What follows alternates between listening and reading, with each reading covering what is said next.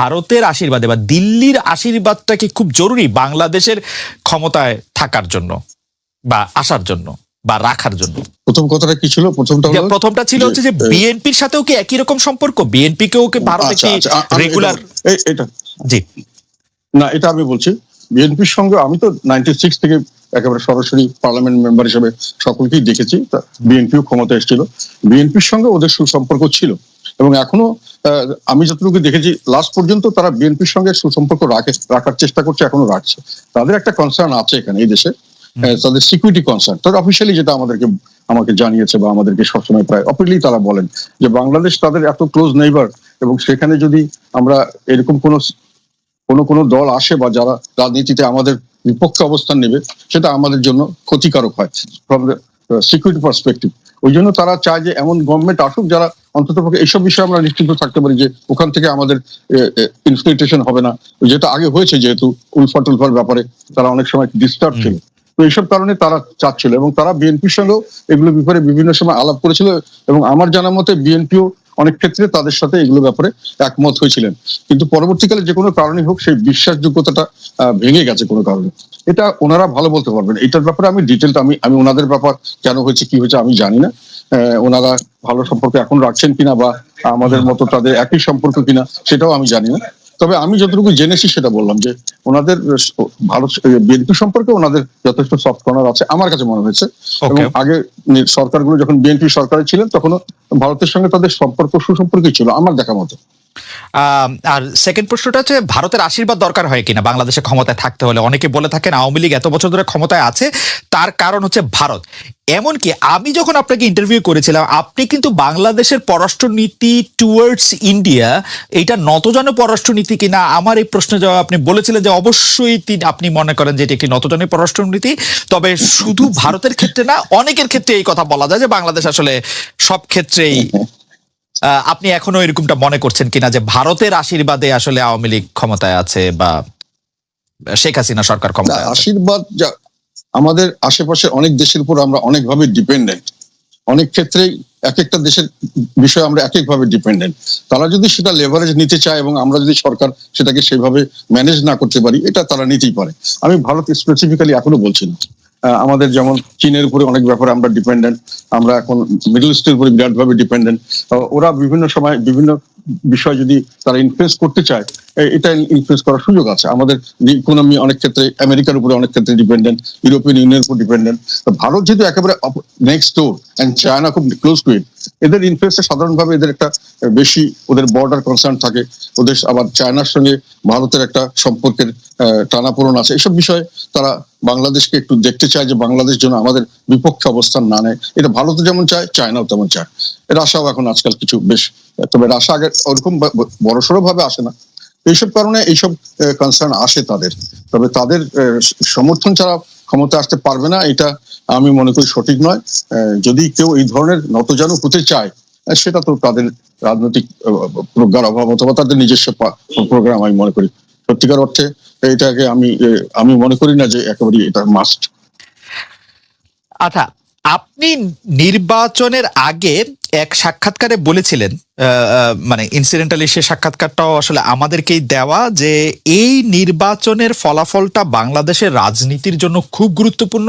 কারণ যারা এই রাজনীতিতে হারবে বা যে এই নির্বাচনে হারবে তাদের অস্তিত্ব থাকবে না, তারা রাজনৈতিক অস্তিত্ব হারাবে এবং যারা তাদেরকে সমর্থন করবে অর্থাৎ হারু পার্টিকে যারা সমর্থন করবে তারাও আসলে রাজনৈতিক অস্তিত্ব হারাবে। আমাদের প্রশ্নটা একটু বড়, আমি বলতে চাই যে এই নির্বাচনে আসলে কে জিতলো কে হারলো এবং এটা যদি আপনি আমাদেরকে একটু বলেন এবং রাজনৈতিক অস্তিত্বের প্রসঙ্গে আপনি 25শে মার্চ 2024 সালে কি বলছেন সেটার দিকে আমি একটু নজর করছি। কারণ আপনি বলছেন, আমি আপনাকে কোট করছি, বর্তমানে আওয়ামী লীগ রাজনৈতিক দল হিসেবে অস্তিত্ব হারিয়ে ফেলেছে বলে আপনি মন্তব্য করেছেন। আপনি বলেছেন শুধু সরকার হিসাবে আওয়ামী লীগ ঠিক আছে, রাজনৈতিক দল হিসাবে আওয়ামী লীগের যে চরিত্র হওয়ার কথা তা থেকে তারা দূরে সরে গেছে, সামনের দিকে পাপেট অর্থাৎ পুতুল ছাড়া রাজনৈতিক দল থাকবে কিনা তা নিয়ে সন্দেহ সৃষ্টি হয়েছে। আপনি আগে বলেছিলেন যে যারা হারবে তাদের রাজনৈতিক অস্তিত্ব থাকবে কিনা সেটি নিয়ে সন্দেহ আছে। আপনি এখন বলছেন যে আওয়ামী লীগ তার রাজনৈতিক দলের অস্তিত্ব অর্থাৎ পলিটিক্যাল অস্তিত্ব হারিয়ে ফেলেছে এবং ভবিষ্যতে পুতুল ছাড়া রাজনৈতিক দল থাকবে কিনা সেটি নিয়ে আপনার সন্দেহ আছে। আপনি যদি একটু ব্যাখ্যা করেন। আমি এখনো একই কথা বলছি, আমি পার্লামেন্টে এই কথাটা বলেছি। আমি পার্লামেন্টে বলেছি যে এই নির্বাচনের পরে জিতেছে হলো সরকার বলা যায়, বা কিছুটা হলো দলীয়ভাবে আওয়ামী লীগ, কিন্তু রাজনীতি ক্ষতিগ্রস্ত, মানে রাজনীতির ভবিষ্যৎ যেটা আমি বলতে চাইছি, এখনো এটা বলছি, আমি স্ট্রংলি বলছি যে রাজনীতি বলতে যেটা আমরা বুঝি, রাজনৈতিক দল এবং তাদের একটা গণমুখী কিছু কর্মসূচি এবং কিছু আদর্শ থাকবে, সেই ধরনের রাজনৈতিক দল যাদের জনসমর্থন থাকবে, তারা সামনের দিকে যে প্রক্রিয়া এখন আমরা চলে গেছি নির্বাচনের পরে, এবং এটা যদি চলতে থাকে তাহলে এইগুলো রাজনৈতিক দল বিলীন হওয়ার সম্ভাবনা আছে। এবং শুধু সেটা নয়, আমি এখন আবার বলছি, আমি মনে করি যে আওয়ামী লীগ তার রাজনৈতিক চরিত্র হারিয়েছে, কারণ তাদের সত্যিকার অর্থে এখন আমার নিজের ধারণা মতে, এটা হচ্ছে আমার ধারণা, এটা আমার নিজস্ব স্টাডি থেকে আমি বলছি, সেটা আওয়ামী লীগ এখন নিজস্ব রাজনৈতিক অস্তিত্ব বলতে আমি মনে করি রাজনৈতিক একটা চরিত্র তাদের থাকার কথা। তারা যেগুলো চরিত্র বলে এগুলো কোনোটাই তারা ফলো করে না, তাদের কর্মসূচি দিয়ে সাপোর্ট করে না, যেমন স্বাধীনতার পক্ষে বলে। এটা নিয়ে কয়েকদিন আগে আমেরিকান একটা ইয়েতে তাদের আইনের স্বাধীনতা, রাজনৈতিক স্বাধীনতা, তারপরে অর্থনৈতিক স্বাধীনতা, এগুলো তারা নিম্নগামী।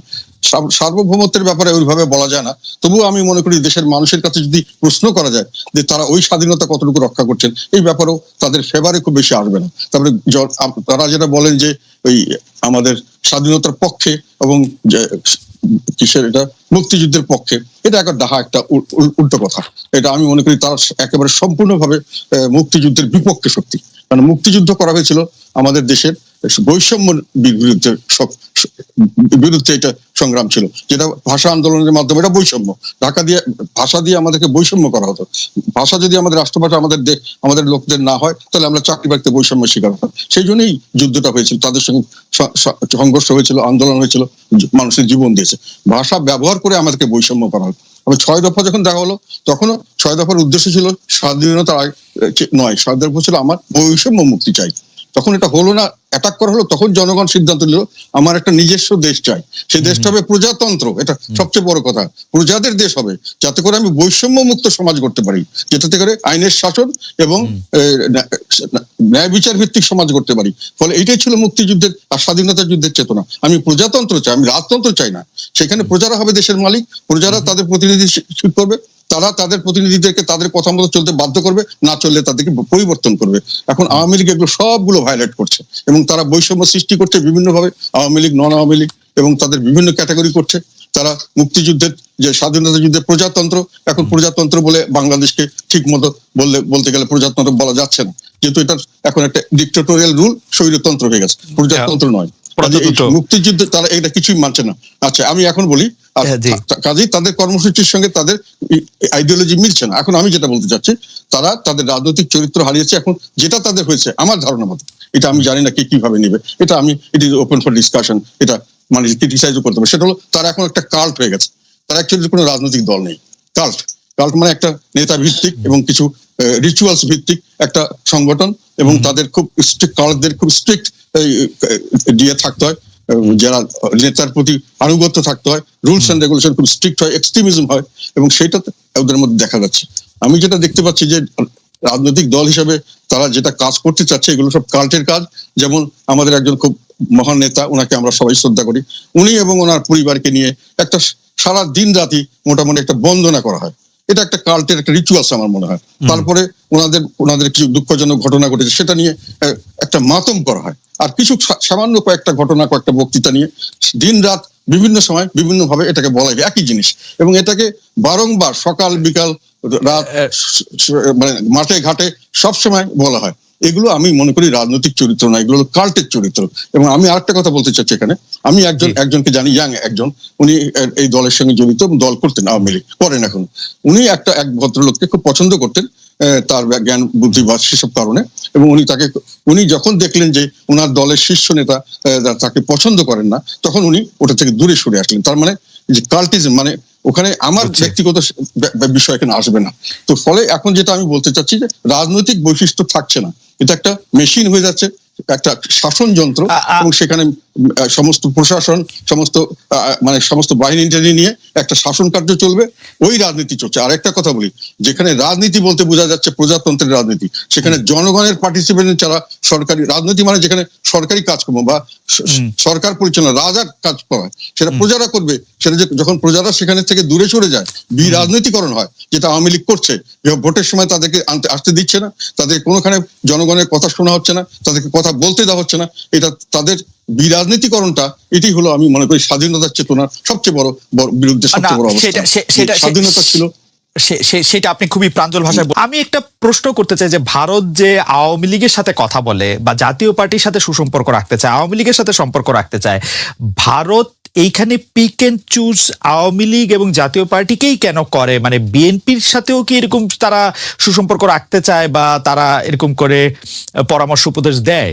মানে আপনার কি মনে হয় যে ভারতের আওয়ামী লীগ এবং জাতীয় পার্টির সাথে বেশি ভালো সম্পর্কের ইয়েটা কি? বিএনপির রাজনীতিটা, আপনি যে বিষয়টা নিয়ে আসছেন, বিএনপির রাজনীতির কাছে এটা খুব গুরুত্বপূর্ণ বিষয় নয়। আমরা সবসময় যে কথাটা বলে এসেছি, এই মুহূর্তে আমাদের কাছে সবচেয়ে বড় যে ক্রাইসিস, সংকট হচ্ছে বাংলাদেশে গণতন্ত্র নেই, বাংলাদেশের ভোটাধিকার কেড়ে নেওয়া হয়েছে, বাংলাদেশের মানুষের যে কথা বলার স্বাধীনতা তা কেড়ে নেওয়া হয়েছে, বাংলাদেশের সংবাদপত্রের স্বাধীনতাকে কেড়ে নেওয়া হচ্ছে, বাংলাদেশে যে মৌলিক যে অধিকারগুলো, সেই অধিকারগুলো থেকে মানুষ বঞ্চিত হচ্ছে, মানবাধিকার লঙ্ঘন হচ্ছে চরম ভাবে, এবং মানুষ ভোটের অধিকার সম্পূর্ণভাবে হারিয়ে ফেলেছে। সেই ক্ষেত্রে আমরা যদি আপনার ওই পুরনো বিষয়গুলো নিয়ে আলোচনা শুরু করি, তাহলে একটা শঙ্কা থেকে যায় যে মূল জায়গাটা থেকে আমরা দূরে সরে যাব, ডাইভার্সন হয়ে যাবে। সেই বিষয়গুলো নিয়ে আমি আজকে আপনার সঙ্গে কথা বলতে চাই না। আপনি যদি কন্টেম্পোরারি সমস্যাগুলো নিয়ে কথা বলেন, তাহলে আমি অত্যন্ত খুশি হব আপনার সঙ্গে কথা বলতে।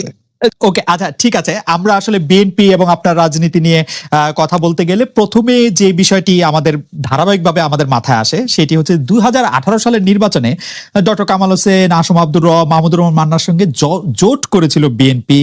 বলা হচ্ছে যে অবহেলা করা হয়েছিল 20 দলকে। রাজনৈতিক সিদ্ধান্ত হিসেবে আপনি এটিকে ভুল মনে করেন কিনা? যদি ভুল হয় তাহলে এর দায়িত্ব আসলে কার? এই বিষয়টা এখন অনেক পুরনো বিষয়, এই আলোচনার মধ্যে আসাটাকে আমি খুব আপনার সমীচীন মনে করি না। কারণ এখন অনেক চড়াই উতরাই পার হয়েছে, অনেক ঢেউ পার হয়েছে, অনেক পানি গড়িয়েছে। এখন রাজনীতি সম্পূর্ণ নতুন প্রেক্ষাপট। এই নতুন প্রেক্ষাপটে আপনি নিশ্চয়ই লক্ষ্য করেছেন যে আমরা যে ডাকটা দিয়েছি, সেই ডাকটা হচ্ছে আমরা এই কর্তৃত্ববাদী ফ্যাসিবাদী সরকারের বিরুদ্ধে একটা জাতীয় ঐক্যের কথা বলেছি, এবং সেটা আমরা যুগপৎ আন্দোলনের মাধ্যমে সেই আন্দোলন শুরু করার কথা বলেছি। ইতিমধ্যে আপনি নিশ্চয়ই বাংলাদেশের রাজনীতি যদি লক্ষ্য করে থাকেন, তাহলে দেখবেন যে আমরা ইতিমধ্যেই প্রায় 25টা দলের সঙ্গে কথা বলেছি। তার মধ্যে বাম আছে, ডান আছে, 20 দল ছিল, তারাও ছিলেন, সবাই ছিলেন। এবং তাদের সঙ্গে আমাদের যে আলোচনাটা প্রাথমিক পর্যায়ে শেষ হয়ে গেছে, সেটা হচ্ছে যে আমরা সবাই একমত হয়েছি যে আমরা যুগপৎ আন্দোলন করব। তো সেই ক্ষেত্রে এই বিষয়টা এখন একটা অতীত চারিতা হয়ে যাবে। আমি মনে করি বর্তমান রাজনৈতিক প্রেক্ষিতে এটা খুব বেশি গুরুত্বপূর্ণ নয়। আচ্ছা, ঠিক আছে, তাহলে আমরা একটু বর্তমানে ফিরে আসি। আমরা কি একটু আপনার কাছে জানতে চাইতে পারি যে জামায়াতে ইসলামীর সঙ্গে বিএনপির বর্তমান সম্পর্ক কি? আপনার নিশ্চয়ই মনে আছে যে দৈনিক মানবজমিন পত্রিকায় বলা হয়েছিল যে জামায়াত বিএনপির সাথে সম্পর্ক ছিন্ন করেছে। পরে আবার তারা বলেছে যে না, এরকম কোনো সিদ্ধান্ত নেওয়া হয় নাই। বিএনপির কি এই ব্যাপারে কোনো সিদ্ধান্ত আছে জামায়াতে ইসলামী সম্পর্কে একসাথে চলা না চলা? আপনারা গত 4 বছর ধরে নিশ্চয়ই লক্ষ্য করেছেন যে আমরা গত 4 বছর শুধু নয়, তারও আগে থেকে, ইনফ্যাক্ট আপনার 2015 সাল থেকেই আমরা কিন্তু আপনার আমাদের যে 20 দলীয় জোটের যে অ্যাক্টিভিটিস, সেটা প্রায় বন্ধই ছিল আর কি। আমরা আপনার নিজেরাই গত 4 বছর ধরে বিএনপির আমাদের তরফ থেকেই, দলের পক্ষ থেকেই আমরা আমাদের নিজেদের কর্মসূচি পালন করছি, এবং সেই বিষয়গুলো নিয়ে আমরা কাজ করছি।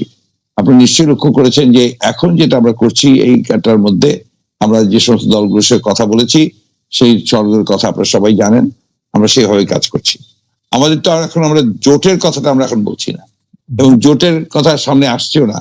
আমরা বিএনপি এই আন্দোলন করছি, তার সঙ্গে আমরা আহ্বান জানিয়েছি জাতীয় ঐক্যের।